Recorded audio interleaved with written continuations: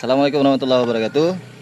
Kali ini kita akan ngobrol bebas bersama Bang Agus ya. bersama Bang Agus. Biasa nih programnya guys. Jadi kali ini Jadi gimana nih temanya? kita bakal ngobrol dengan salah satu influencer yang banyak menciptakan tren-tren baru di Sanggau. Dia kah? Ya, begitu yang saya dengar dan saya kenal baik dengan Bapak. Setiap minggu Jangan kita panggil Bapak lah. Oh iya, Bang. Panggil Abang aja ya. Panggil Bang. Uli Sambora. Uli Sambora. Ada akrab. channelnya juga nih. Ada channelnya. Nah, jadi hari ini kita ngobrol bebas, Bang. Ya, ngobrol bebas. Apa ya temanya? Apa? Cuman karena Abang ini kan influencer yang saya kenal udah dari Jangan panggil Bang lah kalau kita bro aja bro. Bro, oke. Biar lebih akrab. What's up, bro? Saya tidak terbiasa sebenarnya manggil bro. Tapi oke, kita coba. Oke, bro. Atau Ju. Ju. Kalau Sanggau Ju biasanya. Oke. Ju. Jadi kan kita udah lama nih kenal nih dari SMA kita kenal kan. Ya. Dan semenjak SMA tuh saya kenal Bro Uli ini macam-macam aktivitas, hobi segala macam yang memang mempengaruhi orang lain sebagai influencer lah. Jadi banyak orang yang mengikuti jejak-jejaknya. Iya. Cuman biasanya agak labil. Labil gimana tuh maksudnya? Labil berganti-ganti hobi. Nah, jadi gimana aktivitas terbaru, hobi terbaru? Ya, terima kasih Bang Agus di channel Sultan Ampera ya. Nama channelnya Sultan Ampera, Bang. Sultan Ampera. Oke. Sebenarnya saat ini ya kita bicara yang saat ini kita masih di panahan, juga dengan olahraga berkuda juga, olahraga panahan jadi bareng-bareng. Kita juga di samping itu memang kita aktif di pengurusan Perpani Kabupaten Sanggau. Perpani. Ya, Perpani. Persatuan Panahan Indonesia. Jadi di samping itu, di samping olahraga binaan Perpani juga ada di situ yang panahan tradisionalnya. Itu bukan di bawah Perpani langsung sih. Jadi memang di samping kita sebagai pengurus kita juga atletnya. Nah, makanya kita aktif di panahan gitu. Jadi dari aktivitas terbaru, hobi terbaru lah, boleh dikatakan hobi ya sekarang ya. Ya, hobi. Dari sejak tahun berapa itu Bang mulai? Kita mulai di panahan itu sejak tahun 2017, itu mulai aktifnya kita membangun klub. Tapi sebenarnya kita mengenal panahan itu sejak tahun 2003. 2003 itu kita punya panah tradisional dan kita hanya main-main ya sekilas mengetahui lah, main-main biasa, tidak ada klub, tidak ada pelatih, dan tidak tahu teknik yang benar bagaimana cara memanah. Kita hanya kenal-kenal gitu.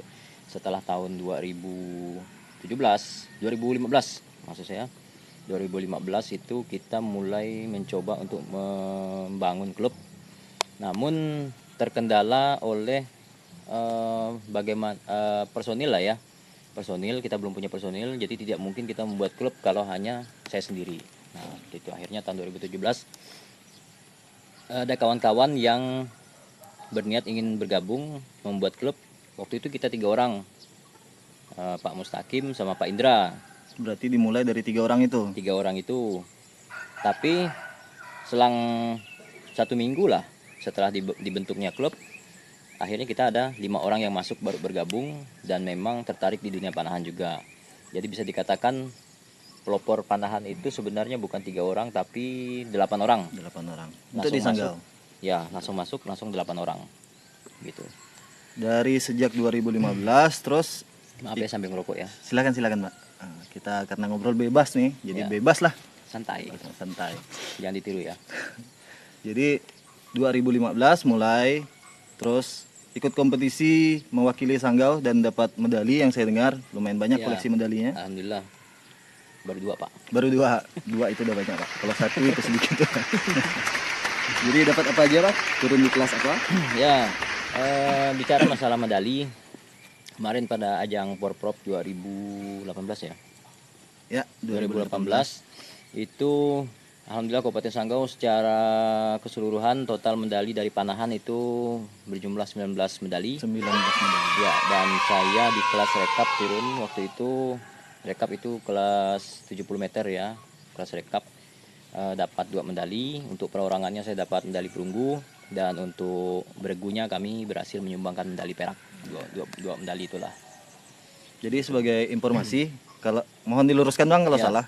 Jadi di olahraga prestasi panahan ada beberapa kelas ya Bang yang Ya. dipertandingkan. Jadi ada recurve, recap ya sebutannya. Kompon, Tulisannya recurve, recurve tulisannya. recurve, Recap kompon compound, standar nasional. standar nasional, Kalau yang dulu itu baru 3, sekarang ditambah 1 berbo jadi 4. berbo. Berbo tuh kayak standar. Berbo itu busur rekap sebenarnya, Busur cuman rekap. dia buatan Korea yang memang kalau menurut saya, yang setahu saya lah, itu sebenarnya lebih dominan untuk latihan. Tapi di Indonesia dipertandingkan di kelas standar nasional dan hanya Indonesia yang mempertandingkan kelas itu. Oh, baru di Gitu. Indonesia Nah, diperkenalkan. busur berbo itu dia tidak menggunakan visir, menggunakan telanjang lah busurnya gitu kan. Bisa busur rekap yang standar ILF, bisa juga yang buatan Korea itu, yang standar nasional itu untuk kelas berbonya. Jadi standar dicopot aksesorisnya Aksesorisnya jadi berbo. cabut, hanya menyisakan mungkin damper diperbolehkan, wake juga diperbolehkan, Damper itu untuk yang perdam. perdam Perdam. itu. Jadi Bang Uli ini panggil abang biar nyaman. Oh, Saya iya, udah iya, terbiasa oke, oke. nyebut manggil orang abang sih. boleh. Mau pakai bro, pakai ju, bingung, belibet. Iya. Jadi Bang Uli ini juga selain di kepengurusan Perpani juga di ketua di klub DNA, Iya, daerah nanti Nanti archery. Archery. Daerah nanti archery. Kebetulan kita di areal lapangan tembak, Panahan, lapangan panah ya. DNA. Nanti archery. Setiap hari apa Bang kalau di sini? Nah, kalau kita untuk latihan sendiri itu setiap Sabtu Minggu biasanya. Kalau untuk misal menyampaikan materi untuk anggota yang baru biasanya Sabtu Minggu. Ya. Tapi hari-hari lain itu dipersilahkan kalau anggota mau latihan, anggota klub terutama, bahkan orang dari luar pun, kalau kalian yang berada di kawasan Kabupaten Sanggau yang hobi memanah, silakan kalau mau bermain di lapangan daerah nanti archery ini terbuka untuk umum, boleh-boleh saja. Hari-hari lain itu hanya main biasa, tidak ada materi. Kalau hari Sabtu Minggu itu biasanya kita mungkin ada yang belum paham, belum mengerti, kita penyampaian materi. Gitu. Ya. Sabtu Minggu pagi. Nah, kalau untuk kuda nih Bang, ini lagi Oh jadi iya, lagi kuda. jadi omongan masyarakat Sanggau nih. Pertama kali kuda ada di Sanggau. Ya. Nah, abang angkut, abang beli, terus kan mitos ini susah ngerawat apa segala macam. Susah, Cerita ya. lah Bang soal kuda. Kebetulan kudanya juga ada di areal ini, ada Oh iya. stable namanya. Stable dalam nanti archery. Oke. Kalau untuk kuda sendiri itu, nah kita flashback ke belakang lagi, beberapa tahun yang lalu, 2 tahun lah ya, tepatnya 2 tahun. Jadi pada saat itu kan kita masih di kelas modern, bermain di kelas modern, tapi sebenarnya basic kita itu di kelas tradisional. Kita sangat hobi untuk main panahan tradisional. Cuman pada saat itu kita belum mendapat seorang pelatih yang tepat.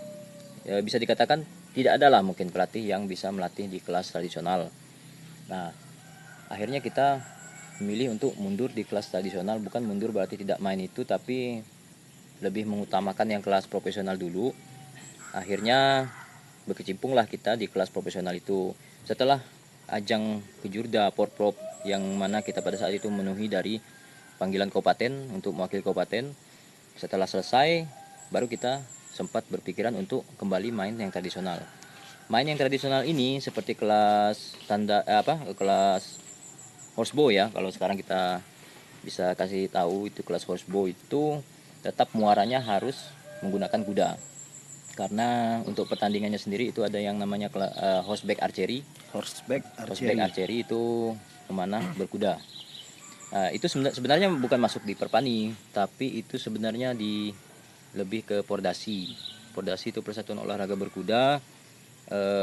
Perkembangan terakhir bahwa olahraga berkuda ini menambah 2 kategori, yaitu horseback archery dan ground, panahan ground. Akhirnya saya berpikiran untuk membeli kuda karena ketertarikan kita di horsebow. Kalau horsebow kita hanya ground kan ya tidak asik lah ya. Nah, akhirnya kita beli kuda. Mengenai cara pengurusannya atau bagaimana cara membelinya pada saat itu, memang seperti yang kita tahu ya, di Kabupaten Sanggau sendiri bahkan sampai sekarang itu hanya punya saya sendiri yang ada kuda. Karena memang di tempat kita tidak seperti di Jawa, di mana-mana kita bisa temui orang pakai kuda kan. Tapi kalau di Sanggau ini sulit, dengan alasan mungkin kuda itu yang banyak orang tahu susah hidup di Kalimantan, padahal tidak sama sekali.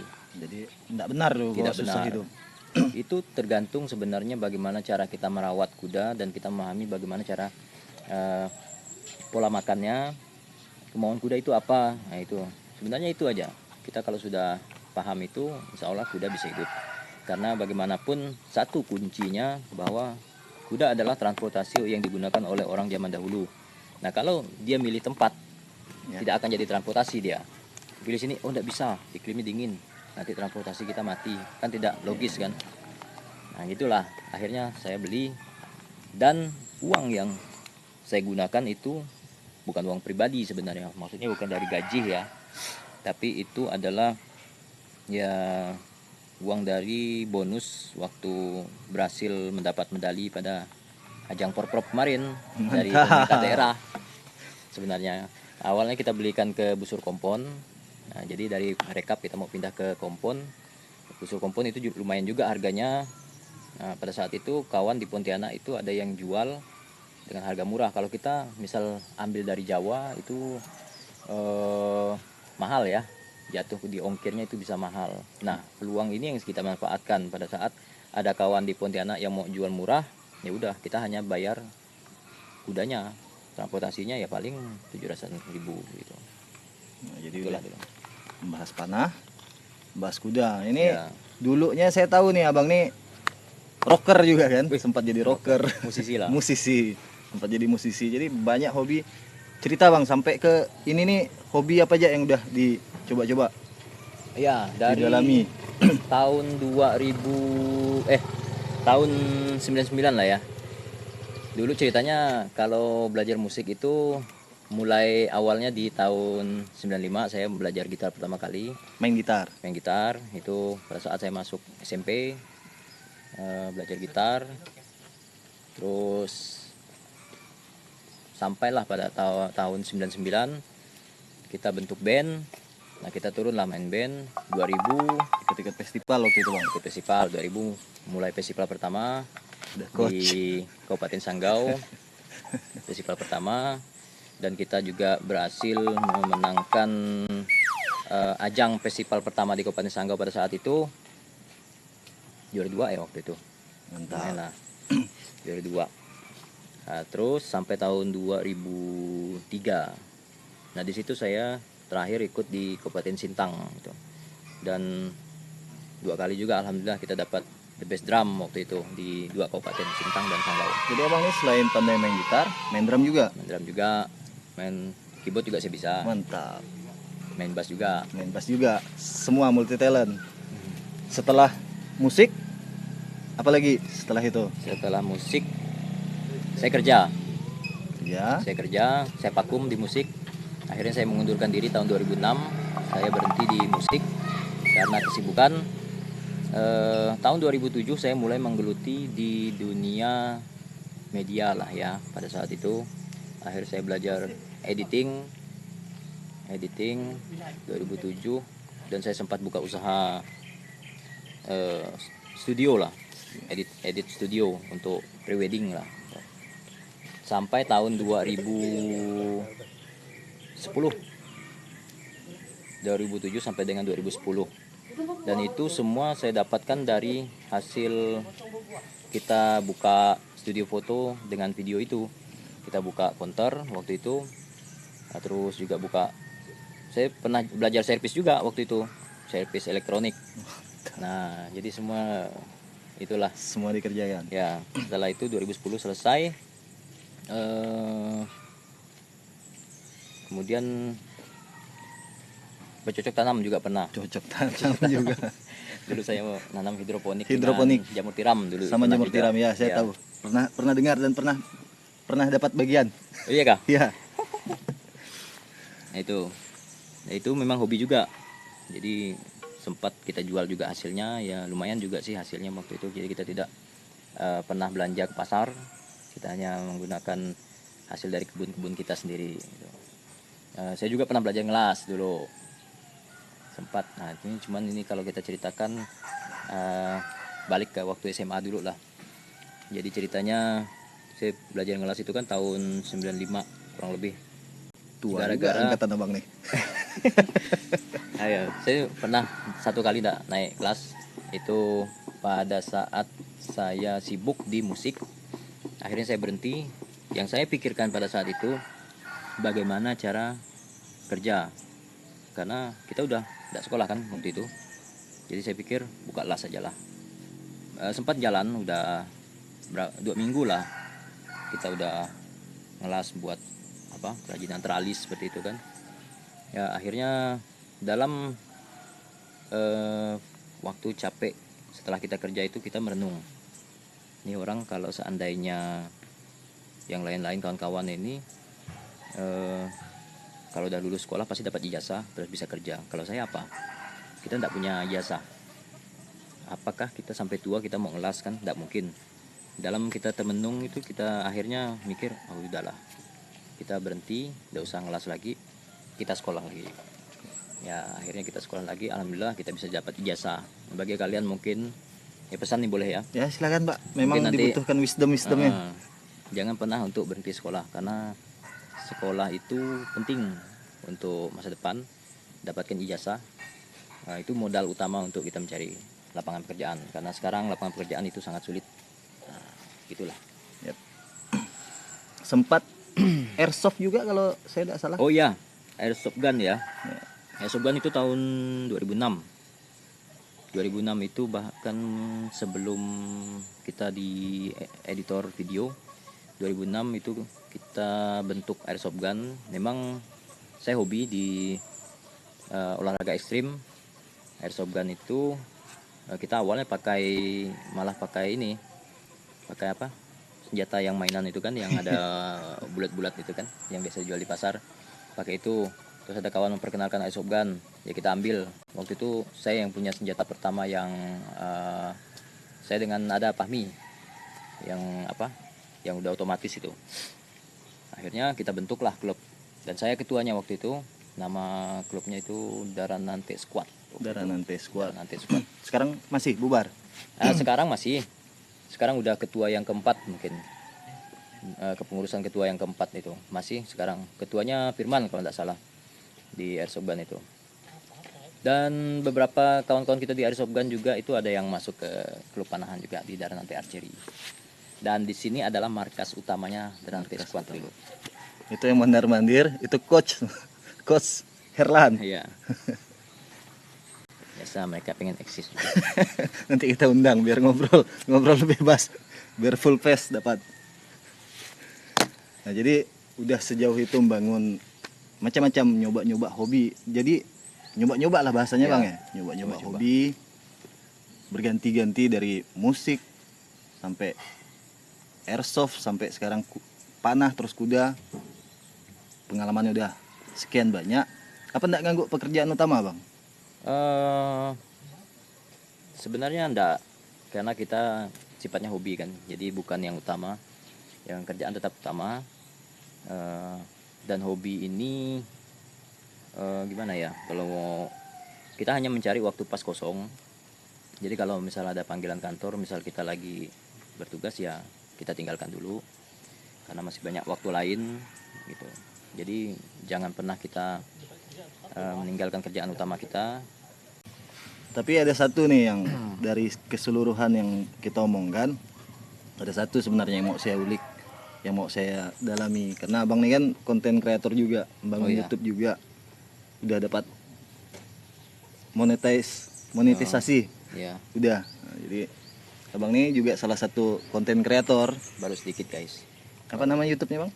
Nama YouTube-nya Goyap TV. Goyap TV. Goyap TV. GOYAP. Silakan nanti subscribe juga di channel saya Goyap Siap. TV. Goyap TV. Jadi isi kontennya apa aja tuh Bang? Kalau kita lebih dominan tentang panahan, tentang aktivitas kita di klub, dan juga video reaksi. Ada juga beberapa video reaksi. Kita sih tidak matokan harus misal channelnya tentang ini.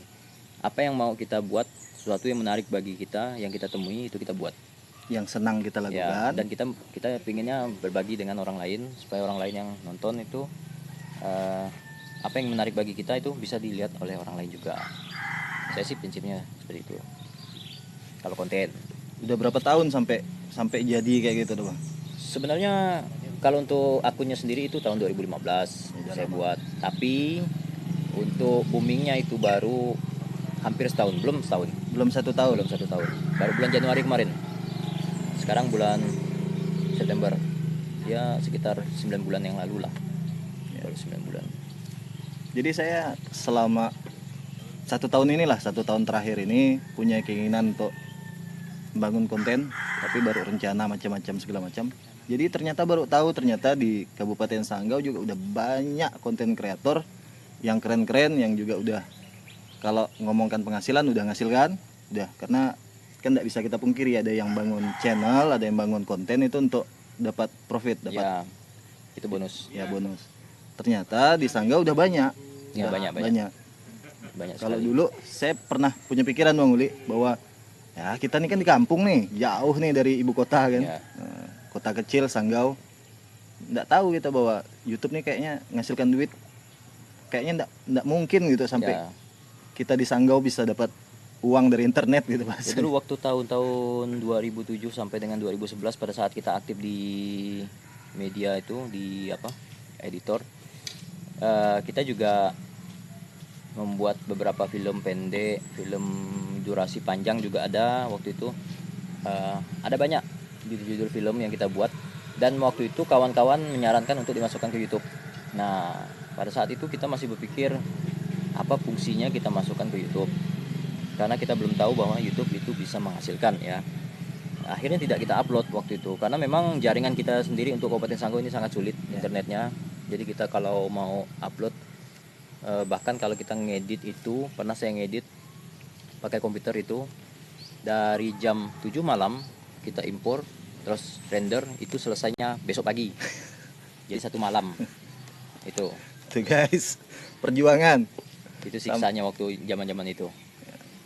Pokok komputer lelet semuanya. Tidak seperti sekarang kita render selesai buat video render itu tidak sampai 1 jam. Berapa menit udah selesai gitu kan. Kalau dulu belasan jam lah pokoknya. Ya, itulah. Akhirnya tidak jadi kita masukkan waktu itu.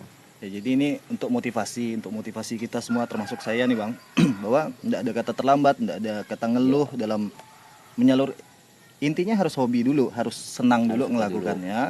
Jadi jangan mikirkan apa-apa gitu. Sekarang udah mudah, jaringan udah bagus, Ya. secara perangkat sekarang mudah. Kalau dulu kan harus pakai DSLR karena kamera HP masih butek-buteknya zaman dulu kan, Ya. masih bahkan mulai dari VGA Masih pakai kaset pita. masih pakai Itu kaset dulu. pita. Jadi macam-macam udah dikasih kemudahan sekarang. Ya jangan mikirkan hasil dulu lah. Yang penting kita punya hobi, bisa kita rekam, bisa jadi legacy suatu saat. Mungkin anak cucu kita kalau YouTube bertahan sampai nanti bisa Ya. ditonton sama anak Oh cucu ini kakek kita katanya. Iya. Ini kan. Ternyata kakek saya eksis juga. Dan yang jelas mereka bisa melihat kehidupan kita pada saat kita masih muda kan. Jadi makasih banyak Bang. Ya. Mungkin ini karena udah ditunggu kawan-kawan. Kebetulan hari Oke. ini kita scoring day. Hari ini kita mau scoring day. Mungkin nanti kita ada cuplikan-cuplikan sedikit. Ya, Nanti sedikit. bisa lihat di channel saya pas scoring day-nya. Kita juga akan buat video konten untuk scoring day hari ini. Bisa lihat di channel kita nanti. Siap. Jadi makasih banyak sekali lagi Bang Oke, Uli. sip. Lain kali kalau memang kita punya kesempatan ada bahasan yang menarik lagi untuk kita obrolkan. Jangan cuma sekali ini ya Bang. Oke, siap. Oke. Jadi sekian wawancara eksklusif bersama Eksklusif. Uli Sambura, Ketua Daranante Daranante Archery Club. Terima kasih. Sampai jumpa. Sampai jumpa.